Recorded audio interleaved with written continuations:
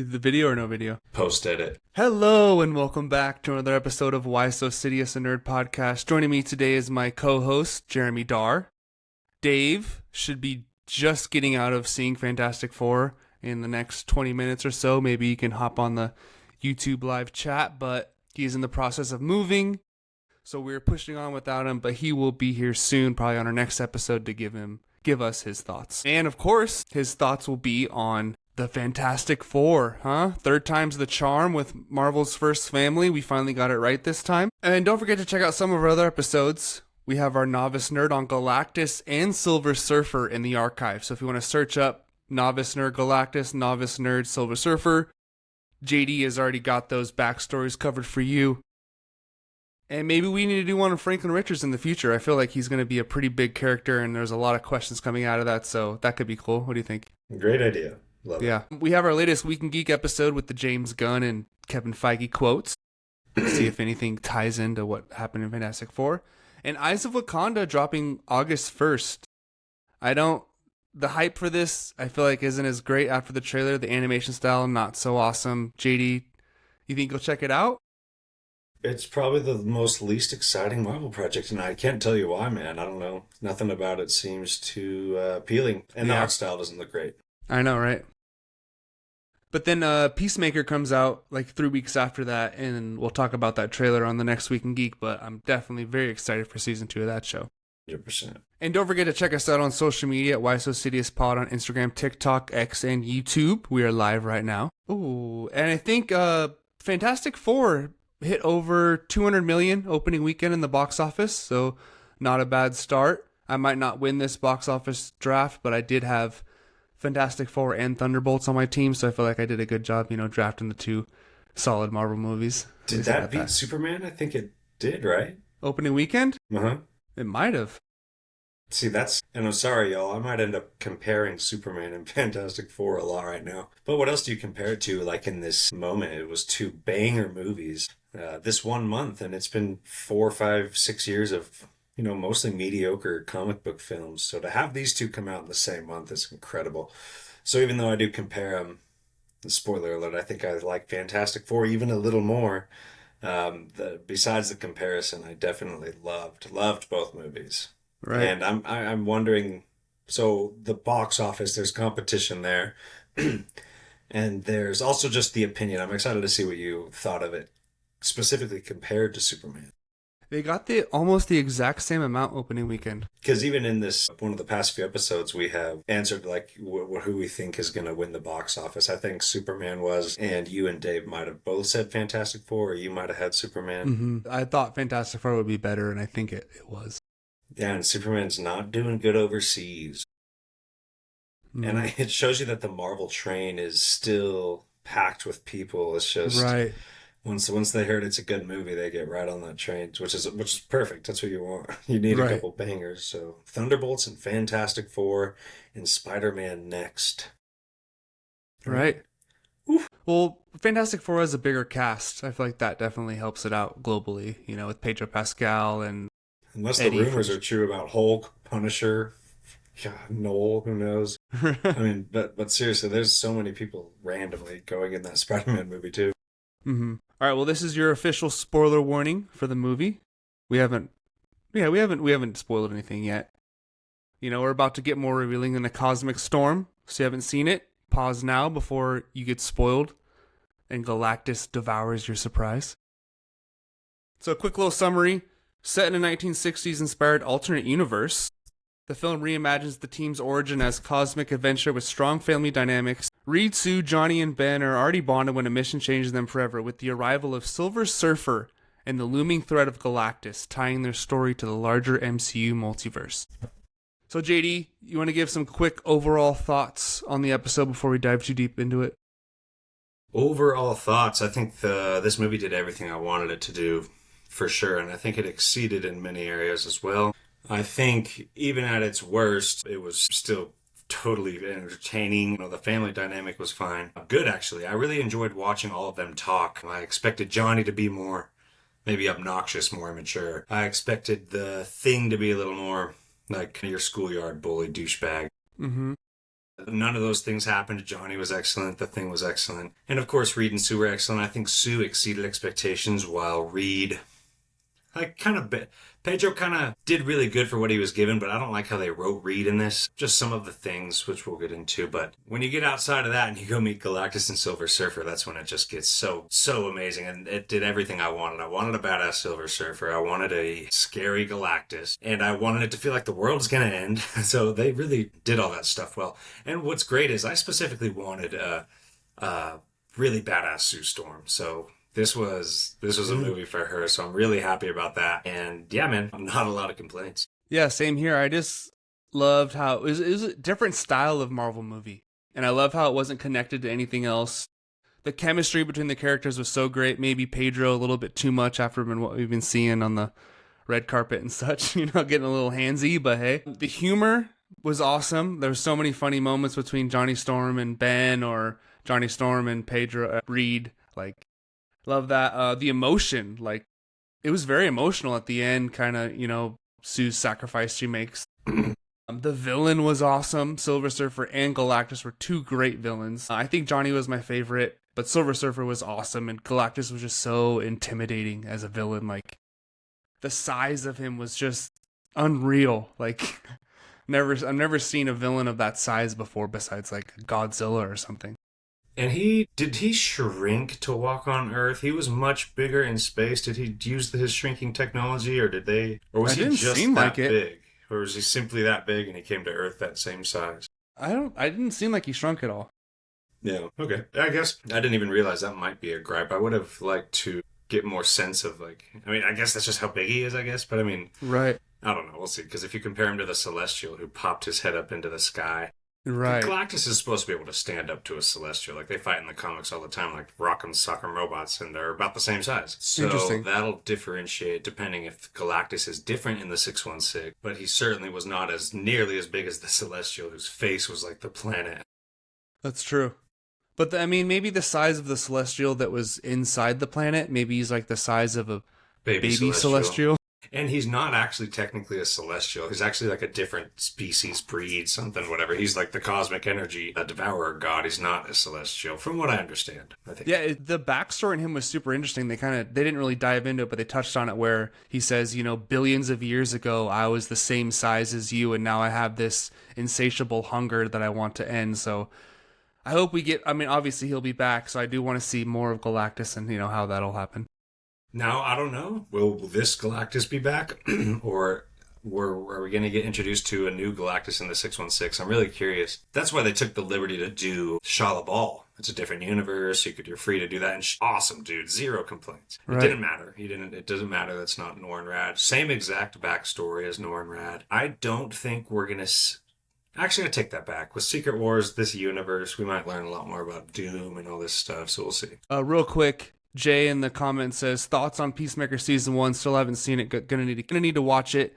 Love the content, boys. I tune in every week. Keep it up, fellas. Thanks, bro. So all three of us love Peacemaker Season 1. We're very excited for Season 2. It's probably, when you compare it to the Marvel shows, it's probably top 3 with, WandaVision and Loki. Oh, I would definitely put it ahead of probably any Marvel show. Marvel, except like maybe the Netflix Daredevil. Okay. Let's say MCU Disney Plus. It's ahead of any of the Disney Plus stuff that was that's been put out by Marvel, I think. Great. It's even emotional, so it's really funny. It's John Cena, but it's also really good action and really good emotion. Mm-hmm. All right, so the movie starts off. We do kind of a similar beginning as Superman, if you want to keep comparing them, where they're already 4 years in. They've already established universe. And this montage space shows how, the team of scientists / astronauts went into space. This cosmic storm gave them their powers. And it shows them, going around saving the city. That was really cool. Johnny Storm absorbing the fire to save the building. Really cool. And then you get the rogues gallery of villains they're taking down. Mole Man, there's a couple other ones I'm sure you recognize more. But basically, they have a very high approval rating in the city. Everyone loves them.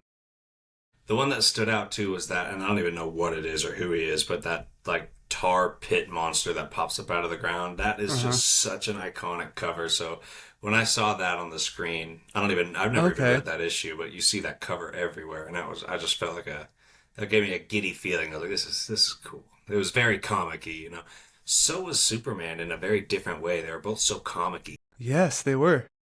But it was almost like, all right, James Gunn, Daddy's here, and he's going to show you how to do an origin story. But did you like this expedition dump? Like, Yeah. it felt like it was a pretty solid way to kind of show what's been going on between them. Yeah, it reminded me of The Incredible Hulk with Edward Norton. They did that too, right? Kind of, they did, the credits of the movie was like, this is what happened to this guy, Stark Technology. Yeah, we don't need to see it again, man. This is one of the characters that we've seen origins many times. He's on that list with Superman, Batman, so didn't need it. Yeah. We find out that Sue is pregnant, and Reed is running a lot of tests to make sure the baby's okay. He's very worried about that. There, we get a transmission from deep space.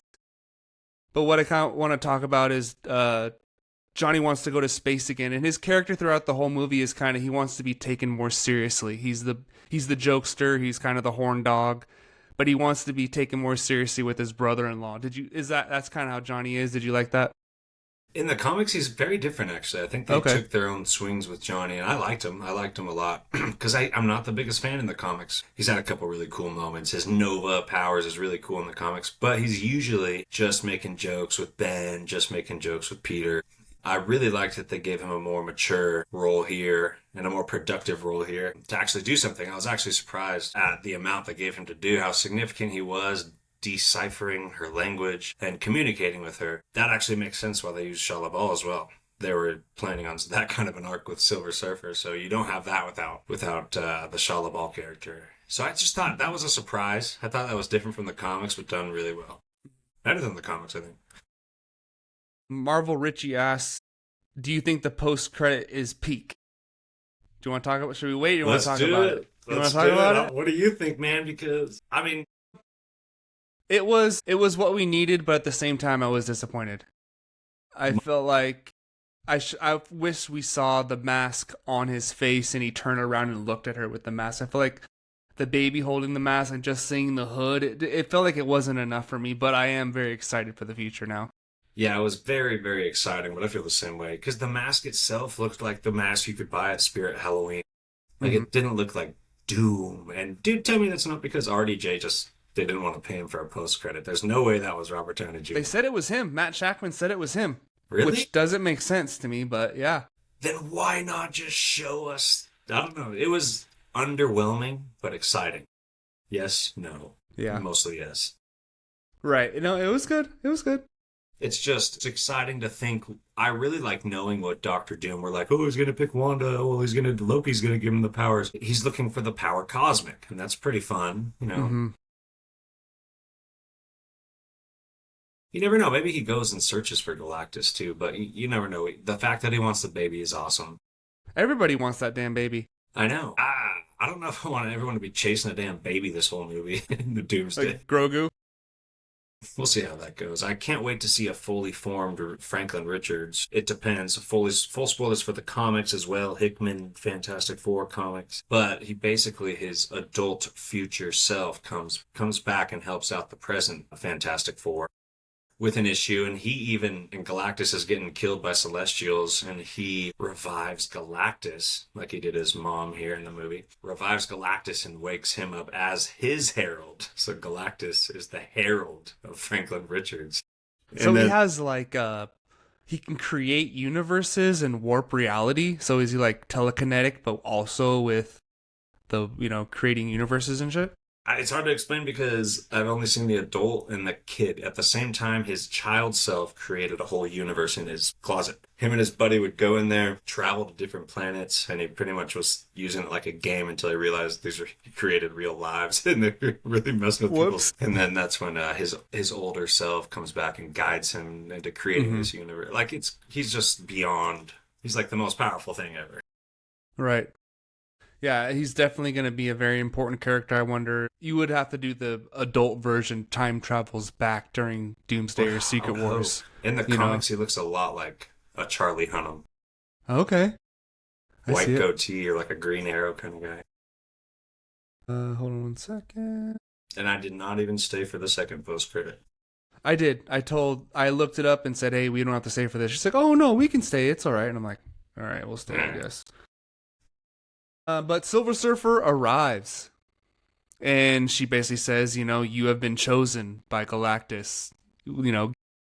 Hold your loved ones. You're not gonna be around for much longer. And they find out that there's other planets she's been to that have been disappearing, not at random, by choice. And then Johnny describes his moment with Silver Surfer. Like we kind of bonded for a second there, which is kind of funny. We kind of had a moment. That was cool though, how he flew up into space and like his flame went out, and it was like basically the highest he could go without dying or suffocating. And then she whispers to him, tells him that in her language, and he falls off. I love that whole scene, dude.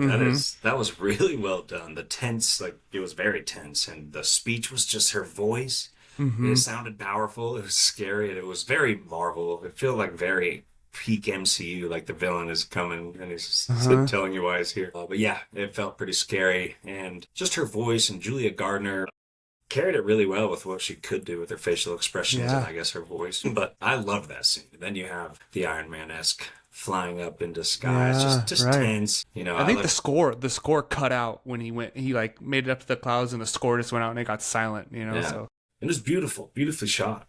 And I have another question. Do you like how they make a lot of public statements? I feel like that's a different thing from Marvel, where everything they do, there's a press conference. They're very honest, almost too honest later in the movie. But did you like that? How like they're very PR related, you know what I mean? I was fine with it, and I thought it was just refreshing to not have the same old society hates these heroes thing again. It was nice to just have this classic feel of like everyone loves these heroes. Right. Because it contrasted with the world-ending darkness that was coming. I think there's great storytelling to tell when society hates heroes or whatever powered people. There's a lot of good stuff to tell, but it's also refreshing to step out of that. Go back to like Spider-Man 1 days. Is that maybe the only movie that where like the hero is cherished and loved? Spider-Man 1 and 2 might be it. I don't know. But it was Iron Man refreshing. 2? What about one of the Iron Man 2 or 3? Is he? Yeah, but there's always like issues. The government, still. Remember, even it opened with the government like, what the hell, man? Give us your weapons. Right. So, yeah, it was refreshing, man. It was cool just to see it. No secrets, no CIA bullshit. It's just, we're your heroes. We're going to protect you. And we're open about it. It was cool. No Sokovia Accords, then do their own thing. Yeah. And they decide that they're going to go talk to Galactus first, maybe try and work out a peace deal, see if they can come to an agreement. And it almost looked like hyperspace, but it was a wormhole. I like that kind of how they're traveling through space. And they arrive right as a planet is being destroyed by a ship. Is that what was going on? His ship was just flying through the middle of a planet? That's what I was going to say. It's like, was it planted inside and grew out? Because that's another question. It's kind of like my curiosity about his size. Like, how did that planet consume it? Because I'm pretty sure it breaks it down and sucks it into it or something in the comics. But I was really confused when I saw it pop out of the Earth. Whether that was from the other side or from the core, I don't know. Because it didn't maybe really it like breaks the ship breaks it down into little snacks for Galactus later, so you can kind of it like sucks it in and absorbs it. Because we even saw like the conveyor belt in there in that ship, well, broken down chunks of boulders. And even in the third act, when they're fighting and Reed jumps up and like releases the valve on his back, and you see like the lava fall out. That was really cool. Like detail. That was really cool. Like he literally has like the core of planets inside of his body, like fueling him, which is super cool. Yeah. But Sue, obviously the MVP of this movie, she makes the ship invisible, which is really cool. But the tractor beam gets him. But the CGI in this scene where they're flying through the destroyed planet, the asteroids and everything, was like a Star Wars movie kind of. I love that. And they meet Silver Surfer, and she says, he does not want, he feeds. And they find out that she chooses the planets for him because she's the Herald, of course. And this is where they meet Galactus for the first time, where he says, I was once like you 1 billion years ago, and the deal is I will spare your world in exchange for the baby. And he wants him to be the next Galactus. He has the power to be the next Galactus. And Galactus wants to die so bad. He's just tired of being hungry. He wants to pass on this burden to someone else. So how'd you like this first meeting of Galactus? Did it live up to the expectations? Yeah, that's one of my favorite scenes in the movie. As far as the action goes, especially when they try to escape and the Silver Surfer's coming after them. It's scary, man. And seeing Galactus for the first time just had that, like... I remember looking at the screen and being like, God, where is he? Where is he? And then he's just like bigger than the entire screen. You can't even see him. Yeah, that's how large he is. It was perfect. Yeah. And it was so sci-fi, yeah, like you said, Star Wars, but it was really fun to just like go to space from Earth like that. Like I'm trying to think of other movies where in the MCU, it's not like we left Earth to explore space. We were in space in Guardians of the Galaxy and this and that, but it felt Right. more like humans out of their element instead of a bunch of aliens like Guardians of the Galaxy. So that was just fun, seeing them take off, the whole world's watching, and then you go Hmm. meet this space god. It's funny how they kept calling him a space god. But yeah, that whole scene had the awe, had the action, had the sci-fi, that's Fantastic Four, man. Right. Obviously, they don't agree to those, parameters. Johnny starts attacking, and she's surfing through Silver Surfer surfs through the fire. Was so cool. It was like a giant wave she was going through, and then Sue takes her out temporarily, and they escape with the wormhole tricking her, where they turn the ship invisible and it sucks her inside. It didn't. I don't think it took her a month to get out. It took her a lot faster than a month to get out because she went right back to Galactus. But it was a cool way of escaping, I guess. Yeah, we bring up like time confusion. The middle jumped around with time quite a bit, right? At some point, it was just 4 years later, which is wild. Oh yeah, huh? That was more towards the end, I think. That was towards the end. Okay. I remember the middle being the only time where it was a little jumpy, little like, Yeah, right. The things kinda didn't like, line up totally like you think they right. would. It was like it didn't have a flow. The flow kind of got lost for a second. Mm-hmm. Because So the yeah, baby kept like getting a little bit older, and it was like, okay, I guess we're supposed to like kind of tell what's going on by the baby's age, but yeah. yeah. And this is where actually he is birthed in space, which was a wild scene. How did you feel about our first, I guess, birthing scene in Marvel? It felt very real, very I forgot that was in space. That's yeah, crazy.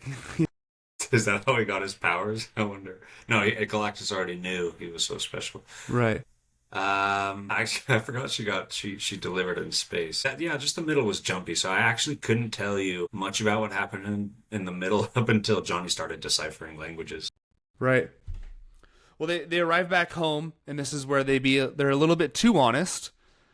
Everyone's like, "Hey, so how did you defeat Galactus? You took him down, right?" And they're like, "Well, no, he wants our child and he will save the planet." And obviously we said no. And it's like, why would you say that? You need to like lie or not say anything, because everyone immediately turns on him like, well, wait a second, like one person versus the entire world, like what are you doing here? So kind of a flaw in the Fantastic Four, a little too honest, and also like obviously you have to know that people aren't going to agree with you. Right, right. Be a little more cryptic or something. It just when finally like that's their conflict against society now finally, right? But when Right. Sue walks out and gives that speech, man, I was like, Yeah. let's go. That was savage. And as she's walking out, obviously as like a father or whatever, you're like, well, that's way too vulnerable. Why would you walk out into the middle of a crowd of people with your baby? But then you realize when the thing just shows her face and how confident and comfortable she is, like no one's gonna touch her. Or what? This is Sue Storm. She's safe. What are you talking about? She can go in front of a crowd of people without any danger. She's a savage. So it was badass, and it was a great scene. I forgot was what great. she said, but it was awesome. She won't sacrifice this world for her baby. She said, Yeah. Oh yeah, and then she said her parents drilled it into her that they would move heaven and earth to keep her alive or Yeah. whatever, and Uh-huh. that turned the light bulb on in Reed Richards' head. Mhm. We're gonna move Earth. But I was waiting for her to say he's gonna make this baby the next Galactus, and then who knows what could happen one day. Like, it's not like you're gonna be safe forever. He's just gonna make this baby, and he might come back one day and eat the planet anyway. This So, baby's gonna eat your planet. and I'll say the "we'll do this as a family" line was definitely better in the movie than the trailer. When she said that to the public, I was like, okay, that makes sense. In the trailer, it seemed a little bit corny. Yeah, so we get they're gonna move the Earth, and it's a callback to the egg teleporter that they kind of showed quickly in the beginning of the movie. Every country is working together. There's a power curfew. So how did you feel about this plan to move the Earth? Did it work for you? Did it seem kind of thrown together? Or I feel like Reed is so smart to where he can just like think and do anything almost, and I feel like that's kind of a flaw in a way.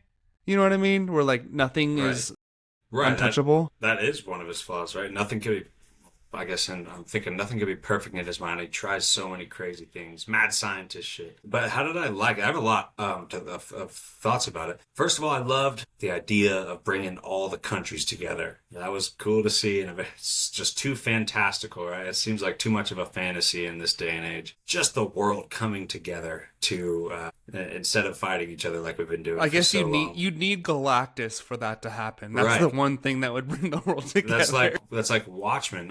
Ozymandias, however you say it, he created that monster, killed millions of people in New York, which stopped all the Cold War stuff, and everyone came together. A big ass threat, like an alien, will do that. That was just cool. It was kind of like, I don't know if it was heartwarming or endearing or hopeful or something, but I was like, man, why can't we just be like that? Let's just work together, y'all.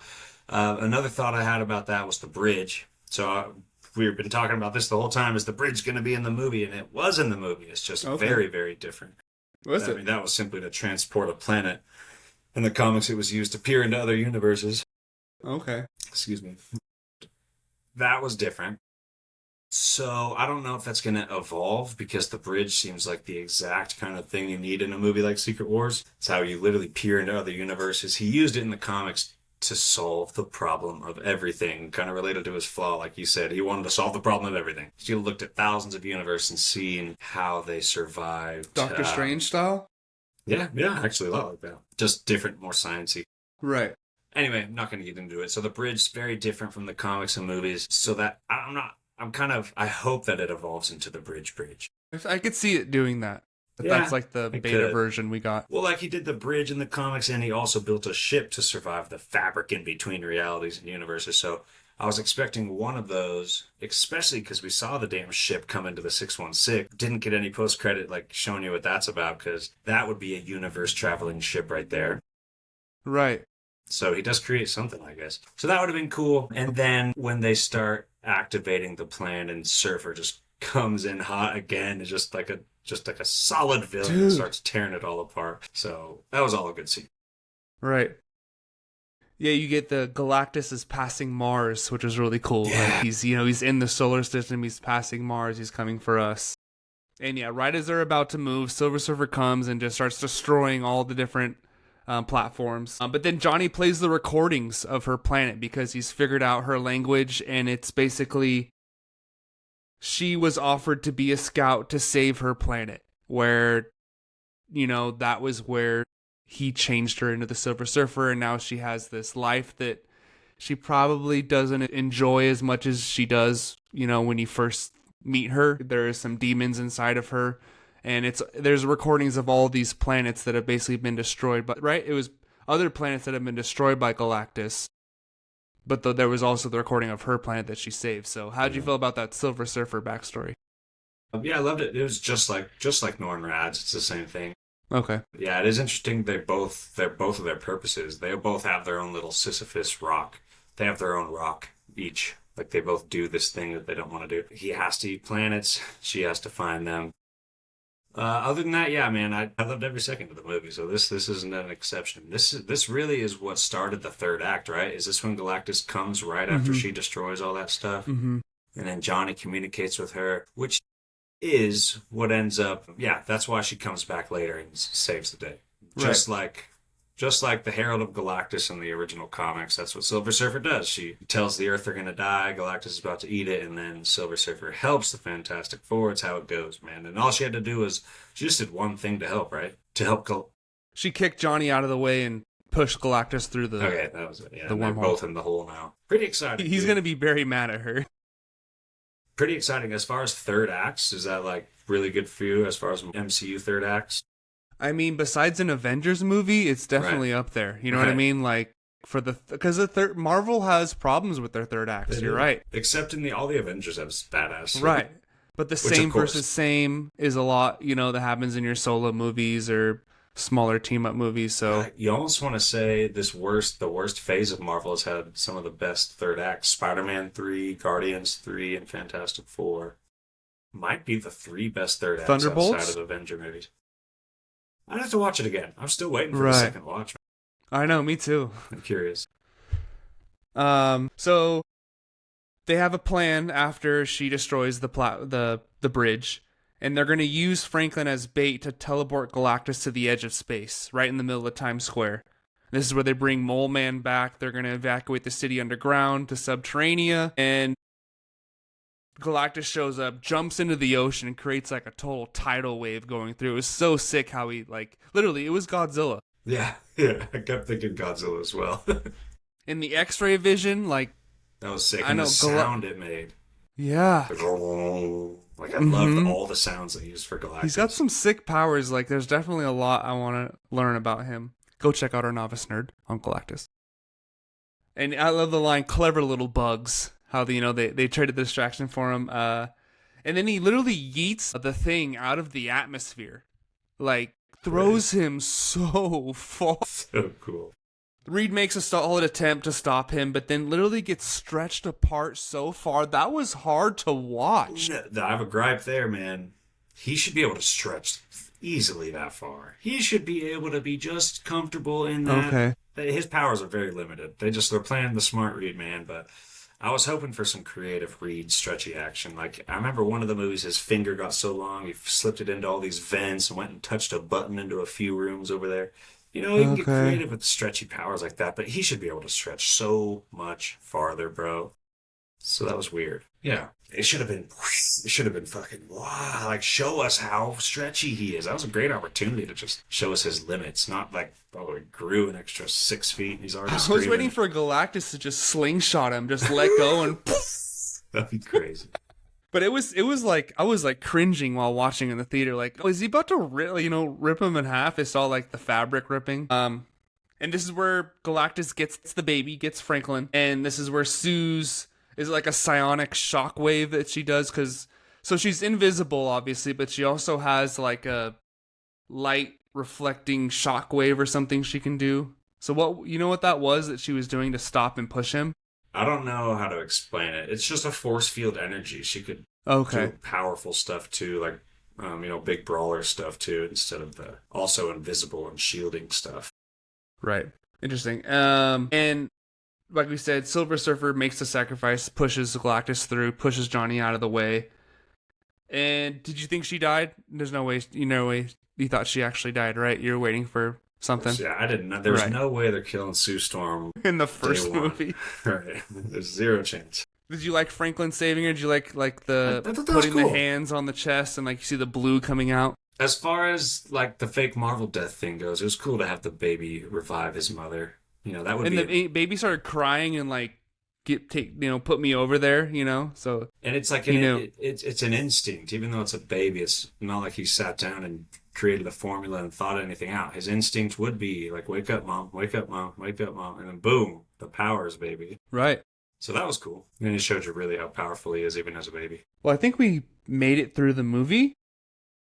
Hell yeah. Well, I mean, stay tuned. We're going to do another one with our third host and do something. Right. Do something. It won't be just review number 2. It'll be something. Fantastic Four versus Superman. Or looking forward in the MCU after Fantastic Four, something like right. That. But when it comes to that Thunderbolts post-credit scene, do you think it's them escaping Doom and they've created like a multiversal escape, like you're talking about? Or do you think it's Doom and the baby? My first instinct is to believe that Doom stole the baby. He's lost in the multiverse. They found out he escaped in the multiverse. So they don't know where. They just know, holy shit, it's not the multiverse. And somehow, I guess, the 616 crew gets on their radar as people that could help them or have people who have been tampering with the multiverse or something along those lines. They're coming for help. But that could be either one. Doom showing up with the baby would be crazy. But he had a Fantastic Four shit. See, they needed Doom in this movie. It was a perfect movie. Don't take this seriously, but I wish they developed Doom more, like any backstory at all with him and Reed or anything, man. We're just going into Doomsday. We've never seen this guy. It's like Ultron, I guess, but still. Well, if Thanos had Guardians 1, he had that scene in Guardians 1, really. Yeah, in the post-credit in Avengers 1. He had a full-on scene in Guardians, and then a post-credit in Avengers 2. Right. And then a kind of a post-credit scene in Thor Ragnarok. I definitely think Doomsday is going to start with Fantastic Four and what we just saw, and then it will lead into the Thunderbolts post-credit scene. After, we didn't get that connective tissue. I think that's how it's going to go. I've never been so excited to figure out what the hell a post-credit scene means. Should I save my or not mine, but the theory I saw for the next one? You want me to reveal it now? Or I said it earlier? Do it. I'll do it twice. So what I saw on the internet is Doctor Doom is using Tony Stark's identity to make the heroes feel comfortable. And then at the end of Doomsday, we will see his true identity as another actor, another person. And we will get Tony Stark as Iron Man in Secret Wars going against the real Doctor Doom. That would be crazy. Because Tony Stark as Doctor Doom doesn't make a lot of sense. I feel like him... Because also what we didn't see his face in the Fantastic Four post-credit scene. Maybe there's a reason for that. He hasn't... Once he goes to 616, he realizes, okay, I need to... Can he do that? Does he have that ability to shapeshift? No, he cannot shapeshift, man. But he can do the technology. In the Marvel, they have those like nano masks. Remember that Black Widow? Black Widow tore it off during Winter Soldier. Yeah, that's right. So they have stuff like that. He would too. Man, I don't know. That's another question that we need answered. It's definitely not like a Tony Stark variant. We know that. It is Victor Von Doom, which just makes it more confusing. Why is he identical to Tony Stark? So yeah, you can't make Doctor Doom a Tony Stark. Well, and then the Russo brothers said that the Tony Stark Endgame death does play into his character somehow. So look at his face. The way his face is all burnt up at the end of that. That's a Doom face already, but it's not supposed to be Tony Stark. Well, it couldn't be that Tony Stark that's right. Of course not. I don't think it's any Tony Stark. It's just so weird. Dude, it's sitting right outside of mine, I think. Galactus, Sue, and Johnny, by far the standouts. Silver Surfer looked great. Surprised how well Joseph Quinn fit in. He doesn't know how he feels about Pedro. That's exactly I feel very closely to that. I like Pedro as Reed. Did you like John Krasinski more? I think Pedro was going to do a better job. I think it's more of a writing thing. They wrote him. I don't know how to explain it, dude. He was a little too reserved. He is supposed to be unsure of himself. That's trademark, but I can't even say it, so I'm not going to try to say it really and say something like inaccurate. I don't know, but I would say he's absolutely not one of the standouts. Everyone else stood out a lot more. Like Dave said, and like I said in maybe a smaller review, but Johnny and Sue are 100% my standouts for this movie as well. Definitely. I didn't realize how much I was gonna like Johnny. Even the sexual deviancy in him was it was used well. It wasn't too over the top, but I mean, Silver Surfer, pretty hot. I mean, for a silver, I'm like, how is this working? They're doing it. What is it when they're in the ship escaping and Sue or Reed says, "Shoot her, take her down," and he's like, "Wow, I finally find someone interesting." Yeah, that was cool. I want to see more of Galactus and Silver Surfer, whatever form that takes. But I kind of just want Julia Garner back as the Silver Surfer, like, indefinitely.